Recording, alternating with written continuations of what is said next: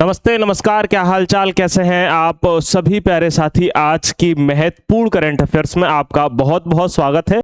और सभी लोग एक बार फटाफट से भाई अपने नोट्स जरूर बनाएंगे, और प्रतिदिन जो लोग नोट्स बनाते हैं, ठीक है, उनके लिए क्लास बहुत बेहतर रहती है। हमारा पहला प्रश्न है, कह रहा है कि हाल ही में यूके संसद में ग्लोबल प्रेस्टीज अवार्ड से किसे सम्मानित किया गया है। अच्छा, अगर हम बात करते हैं कि यूके की जो संसद है उसका नाम क्या है, ब्रिटेन की संसद का नाम है, एक बार आप लोग फटाक से बताइएगा। आप कहोगे भैया जी किसको क्या किया गया, ग्लोबल प्रेस्टीज अवार्ड से आप कहेंगे भैया सम्मानित किया गया है, तो हर्षवर्धन जी को सम्मानित किया गया है। ठीक है, याद रखना। अगर हम बात करते हैं ग्लोबल प्रेस्टीज अवार्ड की, आप कहोगे यह उन लोगों को दिया जाता है जिन्होंने नेतृत्व यानी लीडरशिप, नवाचार यानी इनोवेशन और समाज के विकास में एक बहुत अच्छा यानी महत्वपूर्ण योगदान दिया हो। यह एक कैसा है, अंतरराष्ट्रीय सम्मान है, यानी कि अगर हम बात करते हैं कैसा है, इंटरनेशनल है। इसकी थीम है क्या, अगर बात करते हैं परिवर्तन, visionaries of change paving the way for, अगर हम बात करते हैं विकसित भारत 2047, यानी परिवर्तन के दूरदर्शी नेता, विकसित भारत 2047 का मार्ग प्रशस्त करना, यह इसकी क्या है, आप कहेंगे भैया थीम है। अच्छा, कुछ इंपॉर्टेंट पुरस्कार हैं, उनको भी देख लेते हैं। आप कहोगे 2026 का लता दीनानाथ मंगेशकर पुरस्कार किसको मिला, आप कहोगे कैलाश सत्यार्थी को। FAO ने प्रधानमंत्री नरेंद्र मोदी को अपना सबसे बड़ा सम्मान यानी कौन सा, एग्रीकोला मेडल 2026 से सम्मानित किया है। नेक्स्ट है, ब्रिटिश संसद में ग्लोबल ग्रीन आइकन पुरस्कार से सम्मानित किया गया किसको, जे संतोष कुमार को। नेक्स्ट है 2026 का विटली अवार्ड, ग्रीन ऑस्कर जिसको कहते हैं, किसको मिला है, आप कहेंगे परवीन शेख और बरखा सुब्बा को मिला है। अगला है पुलित्जर पुरस्कार 2026 आनंद आरके और सुपर्णा शर्मा को मिला है। नेक्स्ट है, नॉर्वे ने PM मोदी को उनके सर्वोच्च सम्मान grand cross of the royal Norwegian order of merit से सम्मानित किया है। नेक्स्ट है, PM मोदी को स्लोवाकिया का सबसे बड़ा राष्ट्रीय सम्मान order of the white double cross, याद रखना, प्रथम श्रेणी मिला है।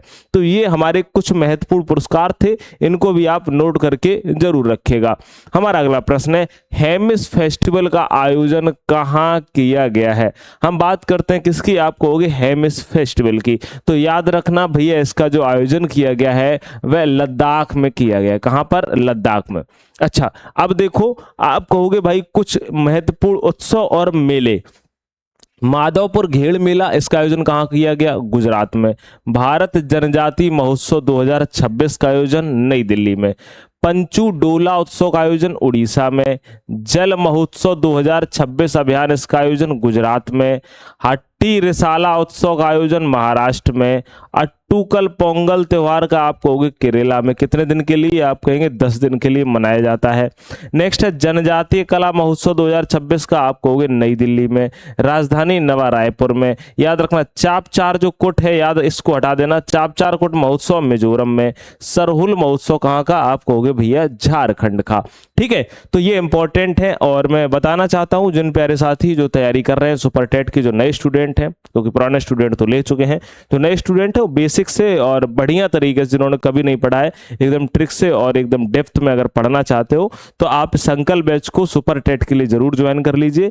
इस नंबर पर आप कॉन्टैक्ट कर लीजिए, या फिर one day exam study app को डाउनलोड कर लीजिएगा। ठीक है, और अगर आप कहीं और ले चुके हैं सुपर टेट का बैच और आप हमसे सिर्फ GS पढ़ना चाहते हैं, तो one day exam study app पर आप GS ब्रह्मास्त्र बैच ले सकते हैं, जहां पर आपको हम कंप्लीट सिलेबस के अनुसार GS पढ़ा रहे हैं। और यह 99 रुपए का छोटा पैकेट, बड़ा धमाका है ना, करंट अफेयर्स का, इसको आप लोग जरूर ले लेना, एग्जाम के टाइम पर बहुत काम आएगा ये बैच। यहाँ पर बहुत कुछ दिया जाएगा, 30 नंबर आपके कहीं नहीं जाने वाले हैं, और इतने कम पैसे में आपको कहीं मिलेगा भी नहीं।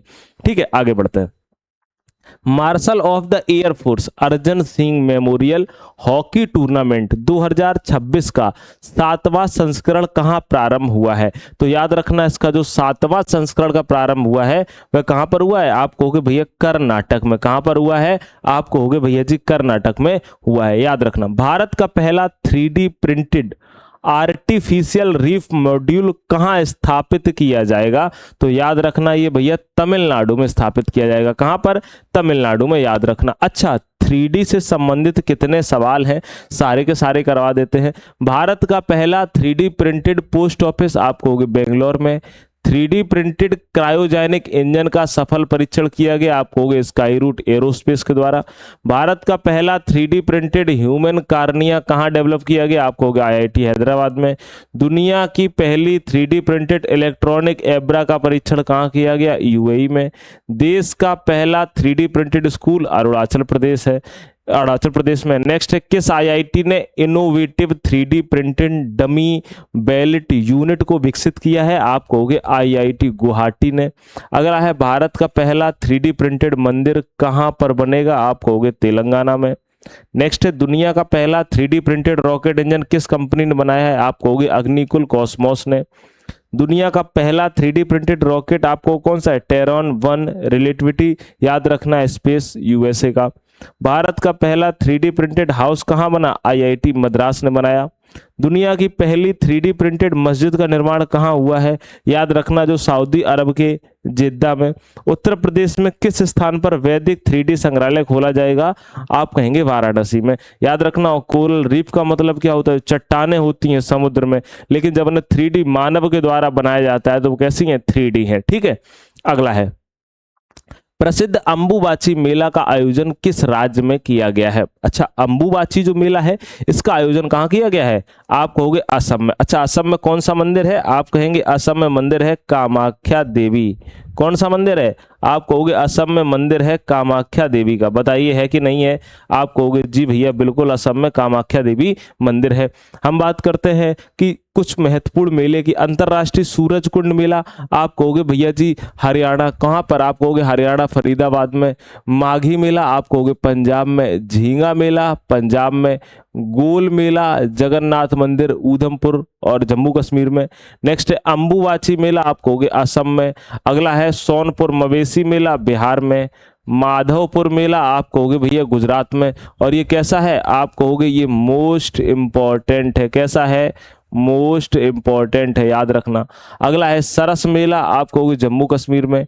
गंगा सागर मेला पश्चिम बंगाल में। माघ मेला प्रयागराज में। लक्की मेला राजस्थान में और या राजस्थान सीकर में। श्रावणी मेला देवघर में। और हेमिस गोम्पा मेला कहाँ? आप कहोगे लद्दाख में। पुष्कर मेला कहाँ? राजस्थान में। नौचंदी मेला कहाँ पर? आप कहोगे मेरठ में। परशुराम कुंड मेला अरुणाचल प्रदेश में। ये क्या है? ये आप कहोगे भैया जी प्रमुख मेले हैं। ठीक है, और याद रखना, और ये प्रमुख जो मेला है इनको क्या रखना है? आपको इनको याद करना मेरे भैया बहुत जरूरी है। ठीक है, याद रखिएगा। चलिए आगे बढ़ते हैं। अगला है, श्री अंबाबाई मंदिर किस विकास परियोजना का शुभारंभ किस राज्य में हुआ है? बताइए। तो इसका शुभारंभ जो हुआ है कहाँ हुआ है? आप कहोगे भैया जी महाराष्ट्र में हुआ है। कहाँ हुआ है? महाराष्ट्र में।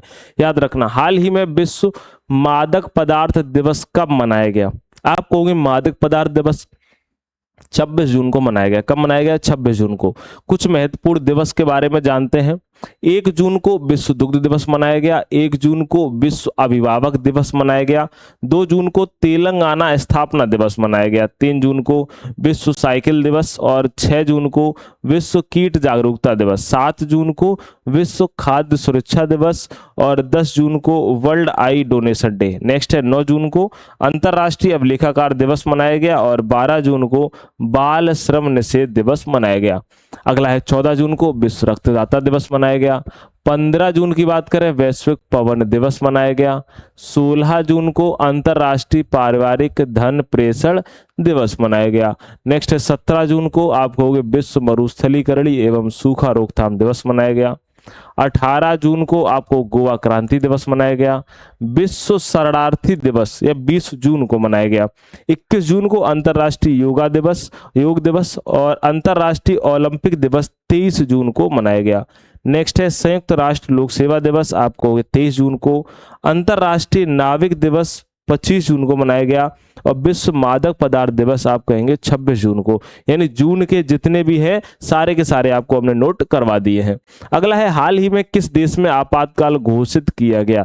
आप कहोगे हाल ही में हम बात करते हैं तो वेनेजुला में क्या किया गया है, आपातकाल घोषित किया गया है। इसका एक कारण क्या है, आप कहोगे भैया जी यहाँ पर क्या आ गया है, तो याद रखना 7 रिक्टर का। आप कहोगे भैया जी भूकंप आ गया है। क्या आया है, भूकंप आया, उसमें काफी लोग मारे भी गए हैं। ठीक है, चलिए आगे बात करते हैं। कौन सा देश International Big Cat Alliance IBCA का 27वां सदस्य देश बन गया है।